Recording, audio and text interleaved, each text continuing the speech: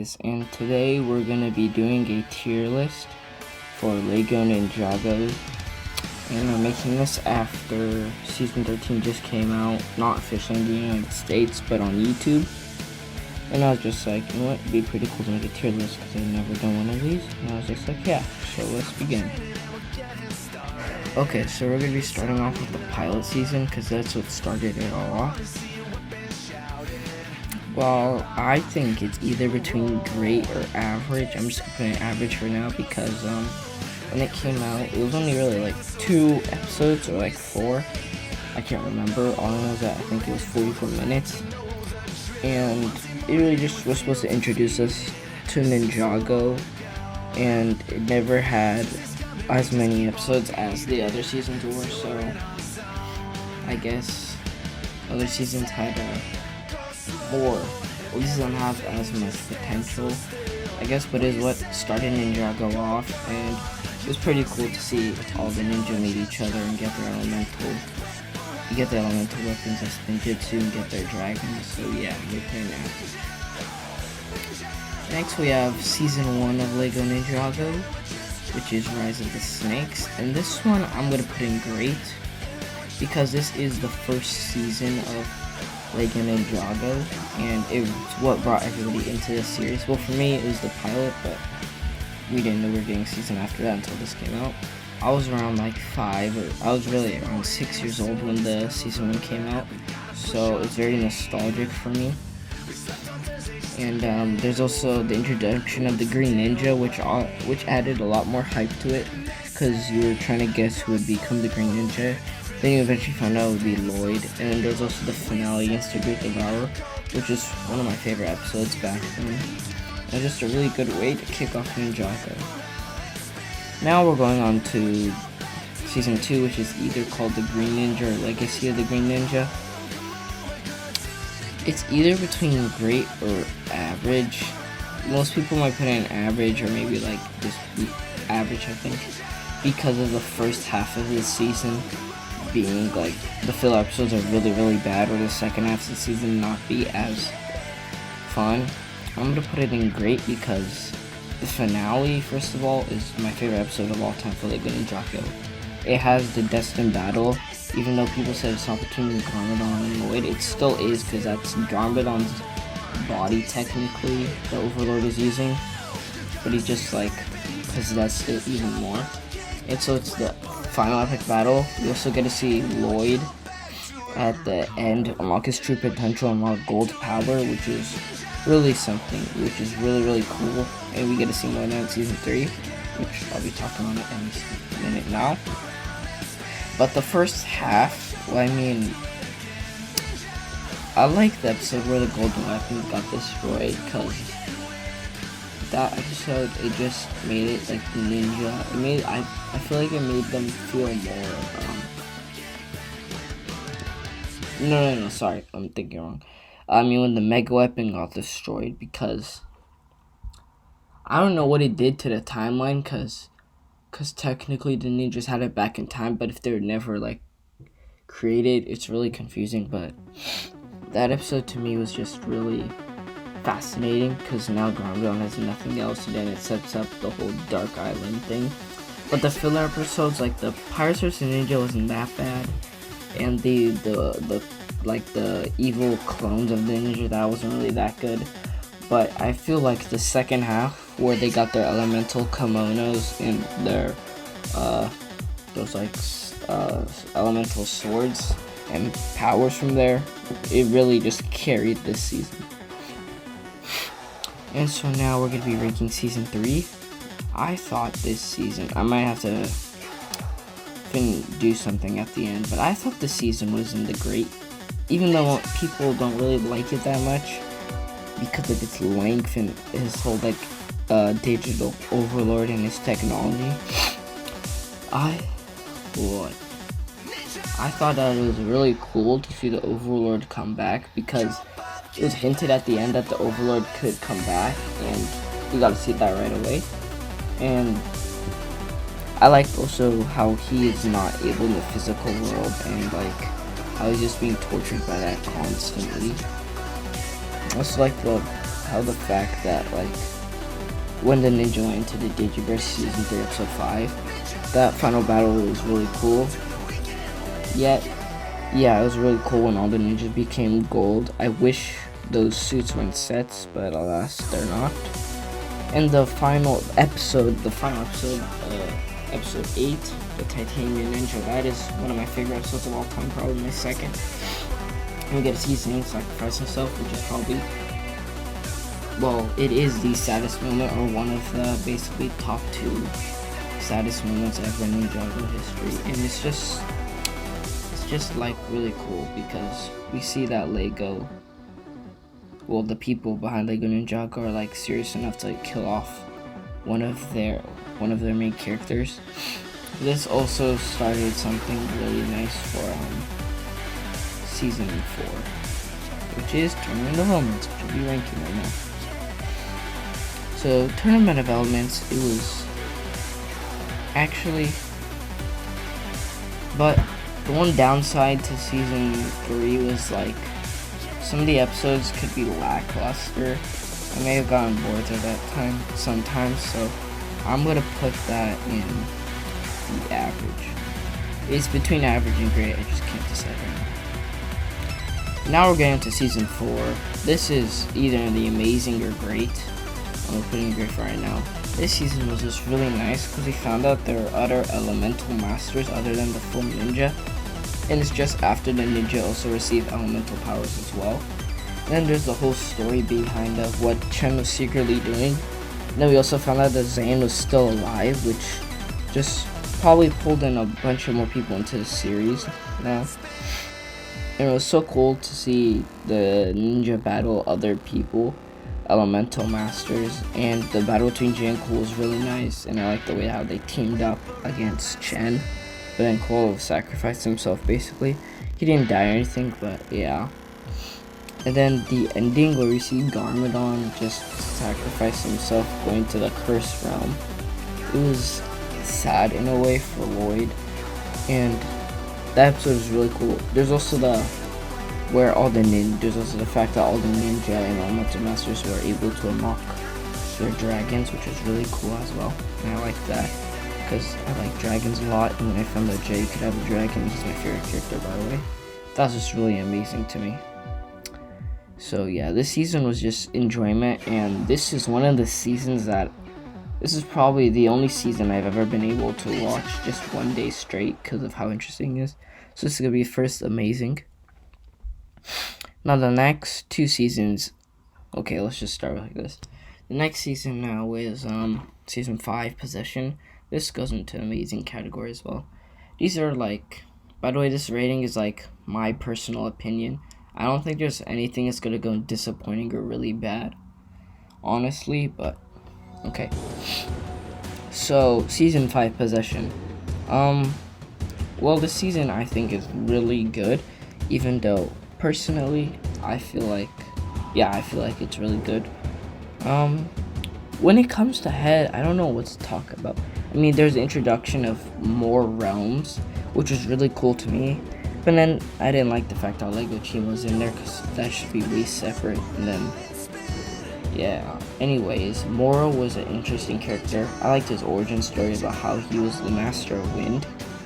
And it just like seemed kind of odd, like when the 4 original ninja there was lightning instead of wind, because the 4 main elements of the earth are wind, water, which is basically ice and Zane's thing, which we found out to be Nia, which is also another good thing of the season. Nia becoming the water ninja. I always felt like Nia would be a ninja. Like earlier, there's something about there being like, I don't know, in season 1, I felt like there was something about Nia becoming a ninja or something. Anyway, yeah, she became the water ninja, which is really cool. And she was also the first one to show that she had power. She was able to use her elemental powers before she unlocked her true potential, which was just a cool thing, I guess. In the final battle against the preeminent thing, the Cursed Realm itself was very nice as well. I like the fact how Lloyd was able to say goodbye to his father in the Cursed Realm.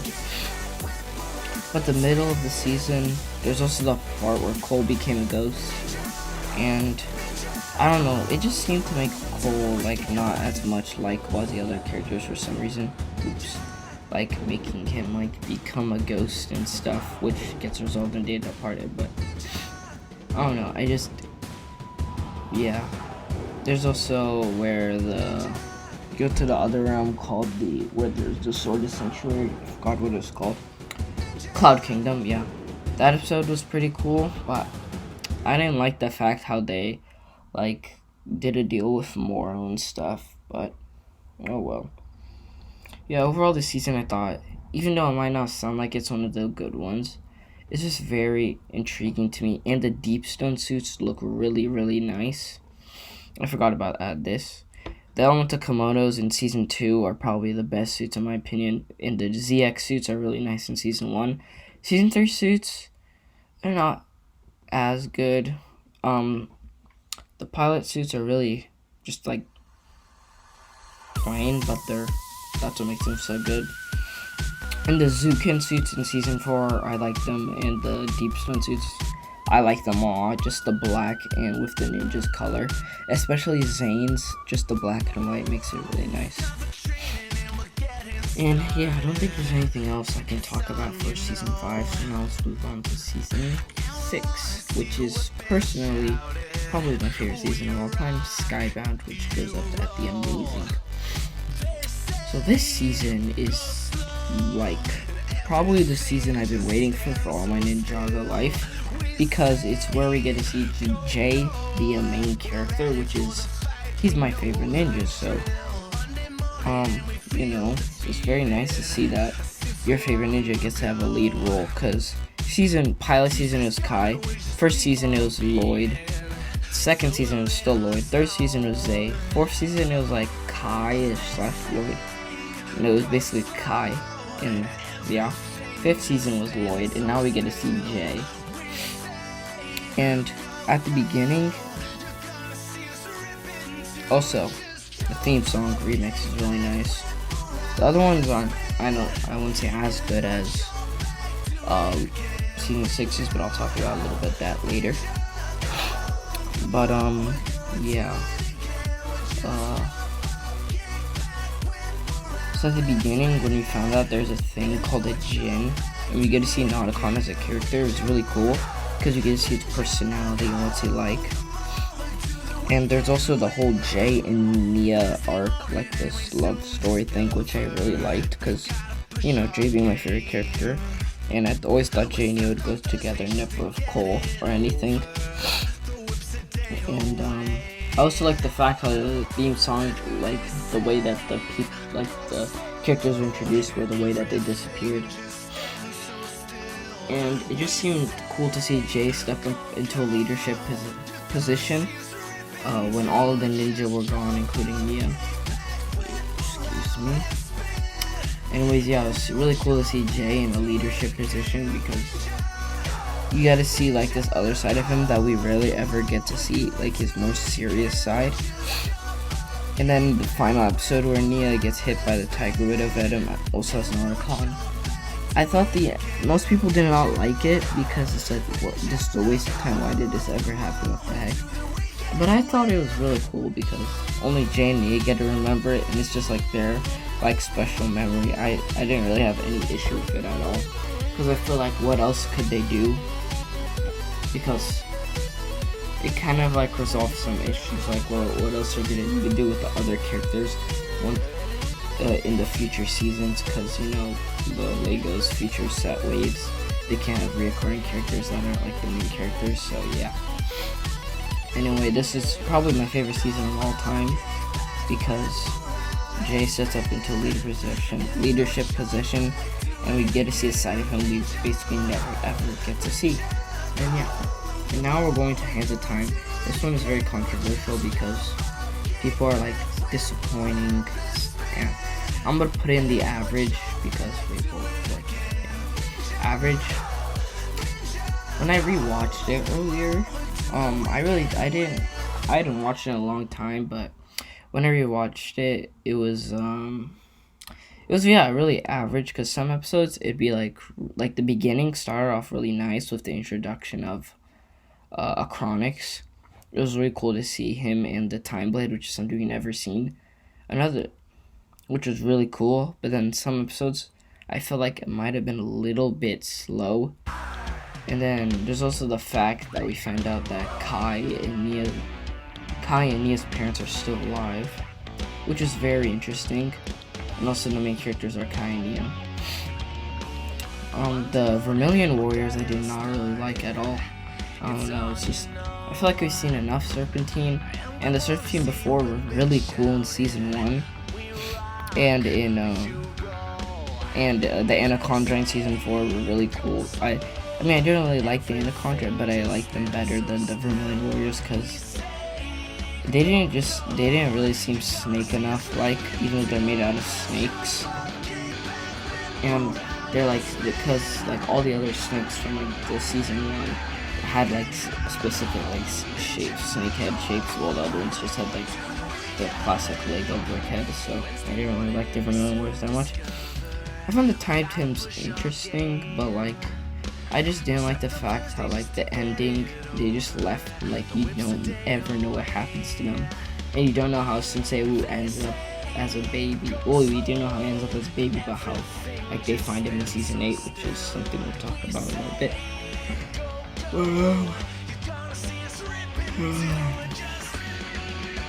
So yeah, and there's also the what is it? The Iron Doom. The sets in this wave are really cool as well. I like the Time Blades themselves are a really cool thing. And probably one of the most perfect sets was the Iron Doom set, which can Jay Lloyd, 1 Vermilion Army General, and Acronix and Crux with all 4 Time Blades. Because it's just really cool. Because you can basically get everything you need from that series wave for just one set. I also like the fusion dragon between Kai and Nia, because it's a dragon and I love dragons. And it's kind of like the one that Jay and Nia did in season 6, Skybound. That dragon was really, really cool. But this one was like different in a way, because, well, I don't know, it was just very different, but it was still very cool. The ending was very weird, and it was also the last season before the Lego movie, so a lot of it, not much of attention was put out to it, but as I was watching it, I thought it was just very okay. There's nothing really great about it.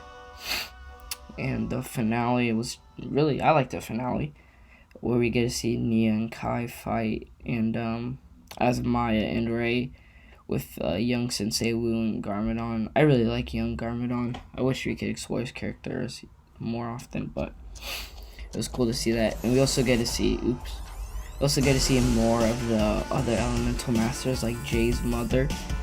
We don't get her Vermilion name, but we know that's her mother, because she says she's going on a honeymoon with Cliff, a guy named Cliff, which happens to be Jay's dad, revealed in season 6, so we know it's Jay's mom. We also get to see the Master of Ice, and we were just wondering, how did Zane get his powers, which will be explained in the next minute or so, well, right now basically. But yeah, so that's why it's on the average side.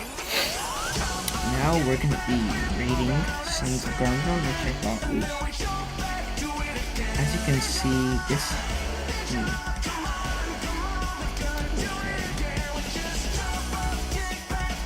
we're going to be doing Sons of Garmadon, which I think is great. Sorry, I feel like I'm not really spreading them out as much, because, well, I don't think any of them are really, actually, I'll get into that please. Oh wait, no. Sorry. We forgot to do Day of the Departed. The Day of the Departed, it wasn't really bad. I mean, I don't think any of them were really bad, but it was disappointing because I mean, this is not saying it's bad or anything, I'm just saying that it's disappointing because we barely get to see anything of the fighting. And the whole thing is basically focused on Cole and Sensei Yang, and I just think it's way too short to mean anything. Yeah, the main issue is that it's way too short. Like, all the battles are really short. They get like really hyped up when all the villains come together, but then if it was an actual season where like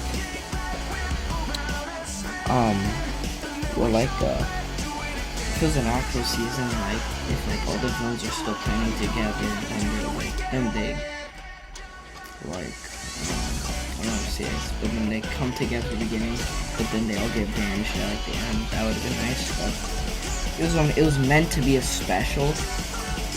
It was just meant for a way to get Cole back to his human form. It was only meant to be 44 minutes. They were never planned to a season. So I guess in a way, it's disappointing in the standpoint of just like, I guess. Now that I think about it, it wasn't as disappointing as I thought it would be. But I guess I don't know if it's average. I think I'm gonna add.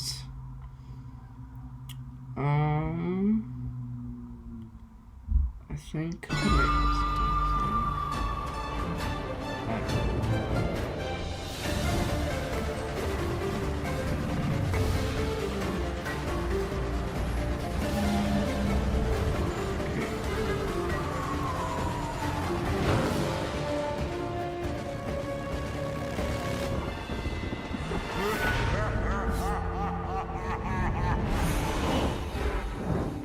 Episode 78, Snake Jaguar.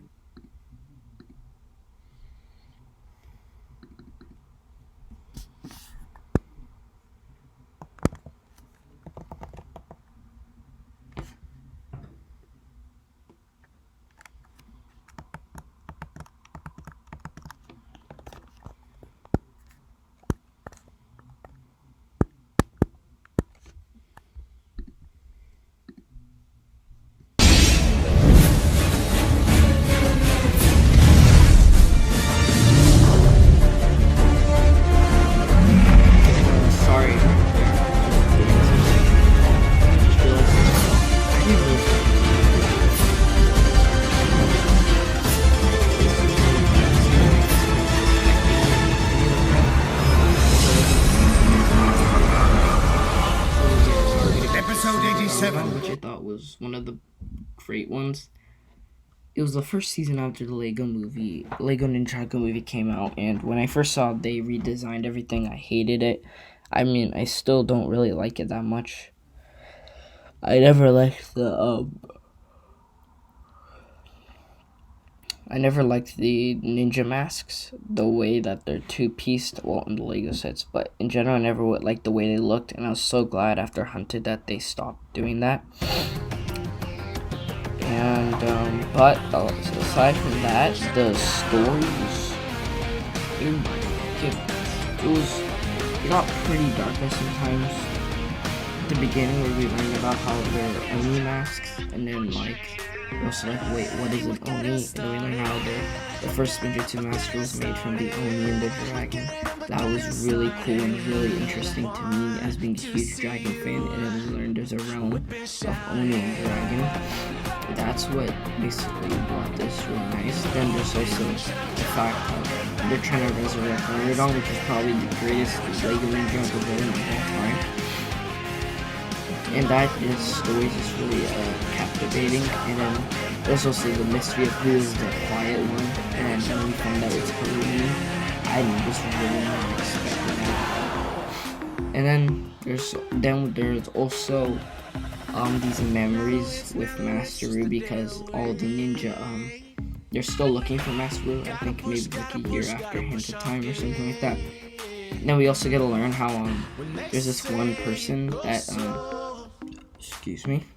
stayed with Zane and his father, and his father, after meeting Sensei Ru, said that he was acting strange, and we can assume that that was the Master of Ice giving his power to Zane as he had no heir.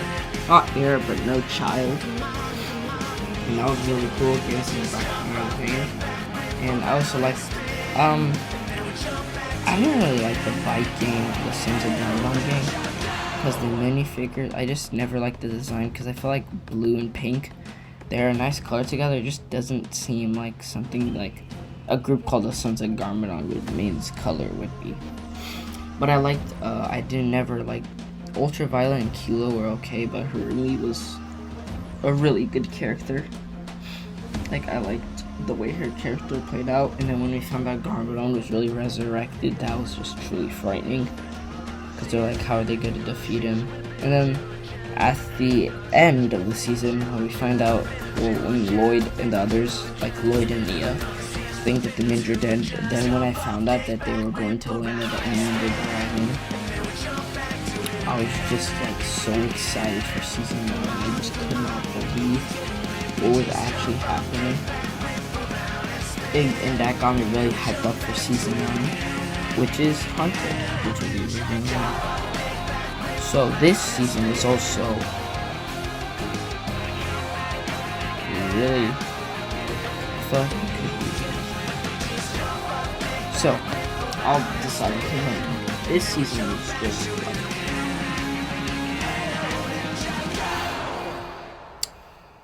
okay, I actually need to start talking. We get to see Lloyd, what he is after he lost his power and thinking that his friends are gone. And I just liked the way that I just liked the way that there was a resistance against Garmadon, and they're like, I don't know, it just seemed really cool that there was a resistance, because I like that type of stuff in the TV shows. And then like channeling between the things that are happening in Ninjago and in the first realm was really cool. The Iron Baron, he was just not a good villain in general. He's not interesting at all. He looked very ugly. Like, I've never wanted his minifigure ever. He's just not interesting at all. And so that's one of the downsides, but Garmadon and Harumi were able to carry the villain side of this because how good they were. And there was also the part where Harumi was then called Garmadon's daughter, and I never thought I'd be able to see that from this evil early Garmadon thing that was resurrected. And Lloyd was without his powers, so we got to see what he was like without his powers, leading to resistance, having self-doubt, but then Mistake being there to help Lloyd be able to change.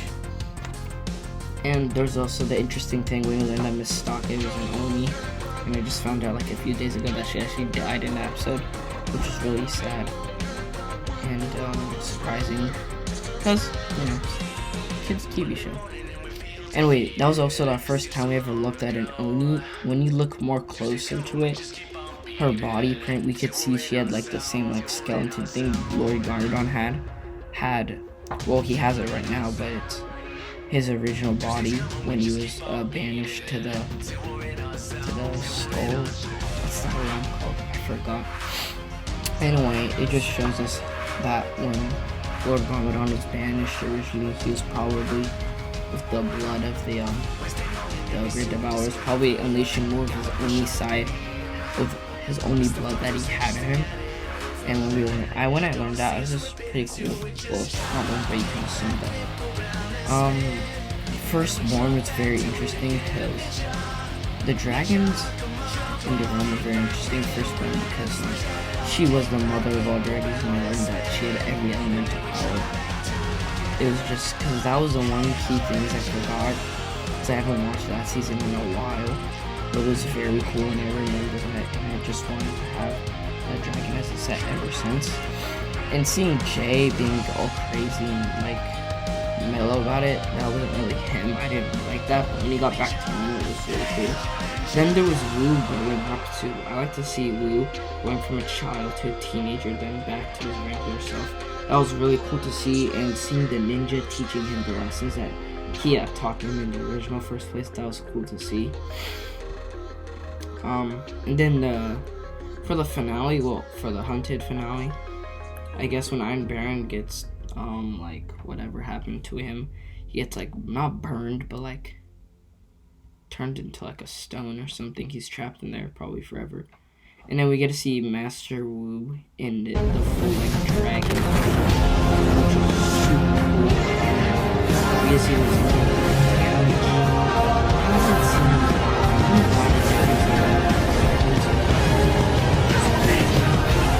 but they haven't used that since season 7. 黑暗来袭。 The last one to use it. Anyway, the finale was really cool. We got to see all the ninja travel back to Ninjago, then take on the Oni Titan, and then Lloyd and Wu take on Garmadon. And then Lloyd getting his powers back by resisting Garmadon. That was really cool. And then the Garmadon telling Lloyd that they were coming, which were the Oni. And that gets us to our next season, which is season 10. Now season 10, March of the Oni. I was expecting. I'm gonna be honest, I was a little bit disappointed. The reason is being, well, when I first heard about it, I didn't know it was gonna be like a 4-episode thing until like probably very recently. I just rewatched it today, and the one thing I was mostly disappointed about was the Oni never used their shape-shifting abilities, which was just weird because the amount of times that Mistake used it, it could have been really helpful to them against the ninja. And then how they, at the end, it was just kind of seemed kind of silly that the tornado of creation just like destroyed them or whatever happened to them at the end. That just seemed kind of weird, even though it was just the creation versus destruction thing. And one thing I didn't get about that, I thought it was just the original 4 elements or the original 4 ninja that could do the tornado creation. Because originally Lloyd, Nia, Garmadon, and Sensei we weren't ever a part of it. So I just thought as the 10th season Ninjago might be going back to original where they just did the 4 ninja. But the things that I liked though were how they only were like, when you first heard about them, they were just a bunch of darkness and stuff. That thing I was happy to see at first, but then they weren't destroying anything. So then I don't know. I wasn't expecting that much for the show again. But then when they recreated the 4 elemental weapons of Spinjitzu, that brought like back a lot of hype. Because they're the original 4 weapons, and we get to see Kai going up to this blacksmith title. It was just really cool to see him like that. And to see the 4 elemental weapons of Spinjitzu come back. Even though they didn't really do anything that much against the Oni. The coal falling down thing, they should have executed that way better, because he just like came back, and it wasn't that good at all. And I don't think we ever see the 4 elemental weapons again. Actually, we might see them, but I don't know. I haven't watched. I mean, I finished season 11 like few weeks ago, but I haven't watched the first few episodes recently. So now we're going to season 11, which is, I don't even know what to say. You know what, we're gonna put this back. First, the fire chapter is probably the way worser part, because we have, Asphira, the thing about these like snakes from like Clancy, I think that's his name, from season 6, from Skybound, like that green snake and Asphira, like what tribe were they? Like, it won't tell us from which Serpentine tribe were they, which gets me really annoyed, because like, how were they able to be there? And the whole Kai losing his powers things was kind of weird, because, well, it just reminded me of the whole Chen thing, but like, I don't know, it just seemed really weird, because I don't know, it just seemed really weird to me. The one thing that I liked from the fire chapter was the introduction of the Forbidden Spinjitzu, which I thought was really cool. The minifigures themselves are cool, except for Forbidden Spinjitzu J, which they failed miserably. They added a green thing on the top of his head, which I thought was really just so weird, because even all like the poster, like the box art and stuff, he has blue on the top of his head, and if it was just blue, it would have been way better. Other than that, the Forbidden Spinjitzu was really cool, and seeing how Wu was actually the cause of Asphira and not Garmadon was really interesting to see.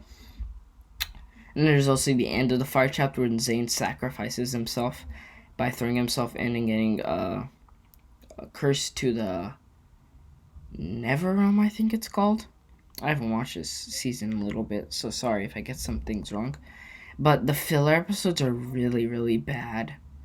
They're like probably the worst ever, and they just get so boring, like Fugidove and stuff.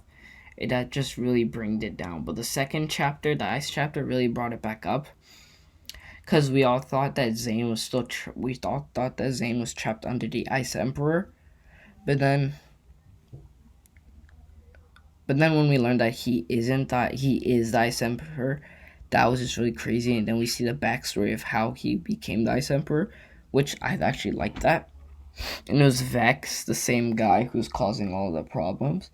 But going back to the beginning, we get to see the ninja meet that village, and Lloyd going to the Ice Kingdom. We get to meet the one formerly girl. I forgot her name. I feel so bad because I forgot her name.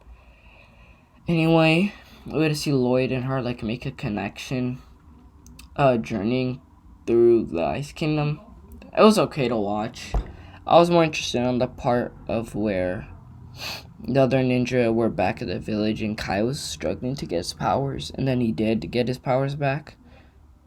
And then probably the best scene from that thing is when Kai like fully gets like his firepower back, and then we get to see him like his eyes just turn like all red, and he destroys the Ice Emperor, aka Zane's elemental dragon. That was really cool as well.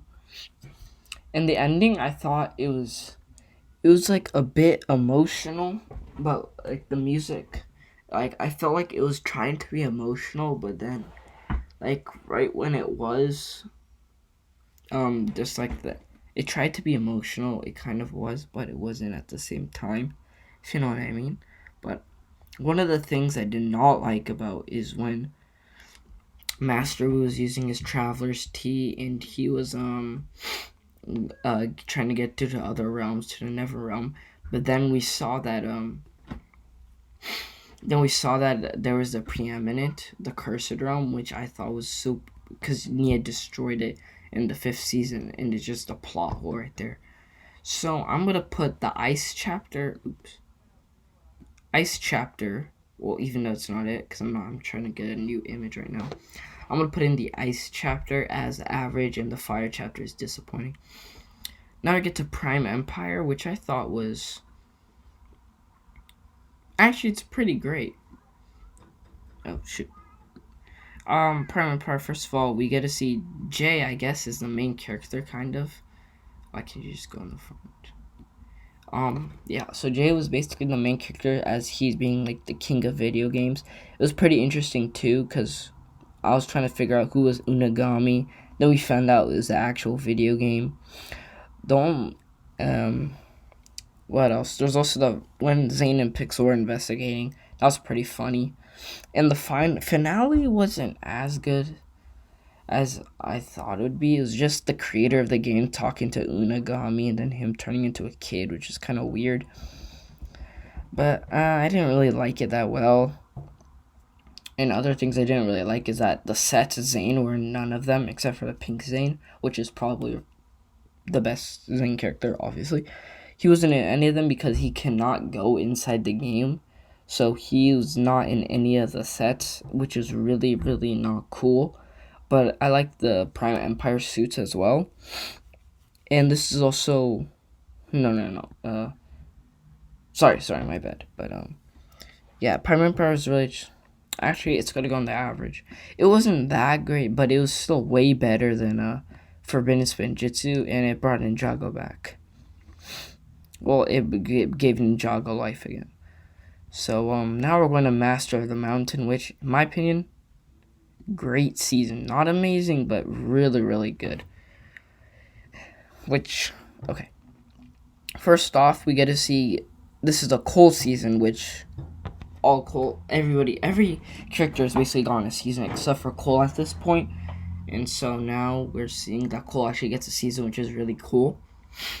And we get to see at the beginning. This one I just watched really recently, even though it's not in the US. You can just watch it off of YouTube because that's how the world is nowadays. Well, that's how Ninjago is nowadays. Wow, this season was just really good in my opinion. I like the Skull Sorcerer. He was okay, I guess, as a villain in general, but when we found out he was the king, I guess that made a lot of sense. I feel like I could see that he would be the Skull Sorcerer. I think I already knew that and just in the back of my head. But the beginning started off like really nice because we found out that there are dungeons and we weren't allowed to go in there. And then when we find out that there's this like sorcerer dude that's enslaving a bunch of like orcs and these like goblin things and thing, that just got really hyped up for me.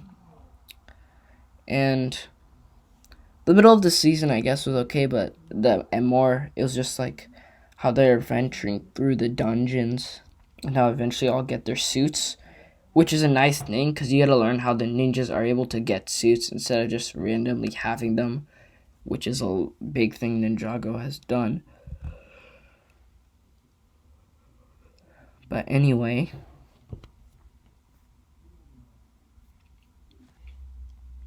so yeah, and then the end when we went and close to the end, like season 9 or episode 9 or 10, we found out that there's Spinjitzu Burst, which is really really cool when I learned about that. And there's also the thing about the fire stun mech because we got the Lego sets leaked. I didn't know it became a fire stun mech because of like it being burned by half of lava, which was kind of cool, I guess. But it just seems like then that the mech is just messed up in general, and it's not supposed to function as a Firestone mech, which basically, I don't know, kind of ruined it for me, but not really. The Skull Sorcerer's dragon was really cool because it's a dragon and I like dragons, but yeah. And when we get to learn about how it was Cole's mom, which the geckos call it Lily, and the not Harry Potter, come on. I don't know what's it called. I don't know, but they call her Millie. And then I just realized that Cole's mom's name was Lily, and they're talking about his mom. Excuse me. Then there was the whole Swords of Deliverance, Ivory, and I don't know what the other one was. I don't know, I think Ivory was that white one. I think it's like Shadow, whatever. Oh no. And then we find out that those swords actually don't do anything, which is kind of disappointing. And then how they got destroyed, I did not like that at all because I thought they were cool collectibles, like the Lego sets. But then when you realize that they're destroyed in the end, that they serve no purpose except for being just like hope for them, it just doesn't seem cool. But then now, but then we also get to find out when Cole does Spinjitzu Burst, which is really cool, and he destroys the Skull Sorcerer's skull. And the whole thing, that was really cool. And there's also Princess Vanya, which was supposed to be Cole's girlfriend, but they never did anything about that, which is kind of disappointing. I hope she turns up in future events. And at the end, they kind of hinted at what season 14, which is the 10th anniversary, is going to be like, which I'm kind of excited for. So, well, not kind of course excited for. And so yeah, so these are the rankings for what I have. I know they're not like as equal as you want it to be. Just remember, Ice Chapter's at average. Ice Chapter's kind of close to disappointing, but Fire Chapter definitely disappointing. The Fire Chapter is actually in the disappointing tone, was real bad. Just so you can remember that. And yeah, so hope you guys like and subscribe. And that's all for today. Bye bye.